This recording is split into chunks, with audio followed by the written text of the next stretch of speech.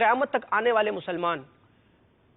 یہی دعا کرتے ہیں کہ اے اللہ تبارک و تعالی ہمارے دل میں محبوب علیہ الصلوۃ والسلام کی محبت ودیت فرما، ہمیں حضور علیہ الصلوۃ والسلام کا حقیقی عاشق بنا۔ لیکن یہ ایسے عاشق رسول ہیں، عشق کی ایسی مثال ہے کہ نبی پاک علیہ الصلوۃ والسلام نے رب کی بارگاہ میں دعا کی کہ اے اللہ میری امت کے دل میں،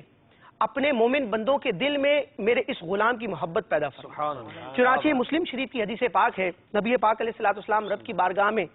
التجا فرماتے ہیں، دعا فرماتے ہیں کہ اللہم حبب عبیدک ھذا یعنی ابا ہریرہ و امہ الی عبادک المؤمنین وحبب الیہم المؤمنین، کہ اے اللہ تبارک و تعالی ابو ہریرہ اور اس کی والدہ کو تمام مومن بندوں، اپنے مومن بندوں کا پیارا بنا دے اور تمام مومن بندوں کی محبت ان کو عطا فرما۔ الحمدللہ آپ رضی اللہ تعالیٰ عنہ ابتدا میں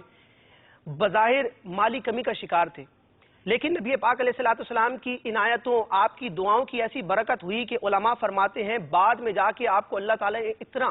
آگے چل کے آپ کو اللہ تعالیٰ نے اتنے مال سے نوازا کہ آپ ریشمی رومال سے اپنے جوتے صاف کرتے تھے۔ سبحان اللہ۔ اور چونکہ نبی پاک علیہ الصلوۃ والسلام نے دعا فرمائی تھی کہ یا اللہ ابو ہریرہ اور ان کی والدہ کی محبت اپنے مومن بندوں کے دلوں میں پیدا فرما، تو اس محبت کا یہ اثر تھا کہ تمام صحابہ کی آنکھوں کے ستارے ابو ہریرہ تھے۔ کیا بات۔ اور بتایا جاتا ہے، مفتی احمد یار خان نعیمی رحمہ اللہ میرات المناجی میں ذکر فرماتے ہیں کہ امیر المؤمنین مولا مشکل کشا کرم اللہ تعالی وجہ الکریم کے دور خلافت میں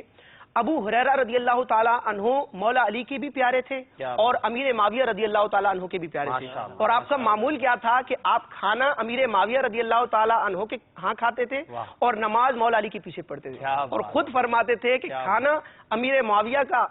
لذیذ ہے اور نماز مولا علی کے پیچھے پڑھنا یہ مزہ دیتی ہے۔